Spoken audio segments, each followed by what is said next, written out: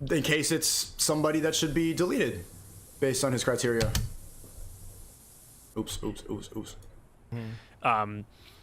Yeah, because if it's like an ad in some other country's election, then you probably want to make sure that that ad is especially in countries that have laws around that, are coming from someone who's a valid citizen, or like at least in that place. So there's a bunch of, I think, I don't know, one theme in my worldview around this stuff, when it gets to some of the stuff that we talked about before, is like, I don't think that this stuff is black and white, or that you're ever going to have like a perfect. So it's a gray area.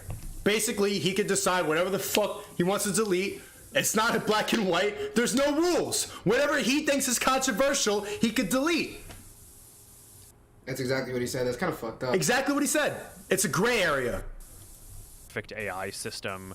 I think it's all trade-offs all the way down, right? And it's and you could build a system, and you can either be overly aggressive and capture a higher percent of the bad guys, but then also by accident take out some number of good guys. Chat, we'll watch Tate on Tucker right after this. Or you could be a little more lenient and say, okay, no, the cost of taking out any number of good guys is too high, so we're gonna See, but he tolerate doesn't even having. explain what good and bad are. He decides what's good and bad.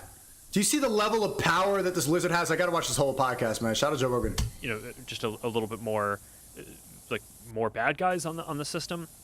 These are values questions, right? Around what do you value more, and those are super tricky questions. And it's a tricky question. Fucking answer it. How do you decide what you delete? Well, I don't.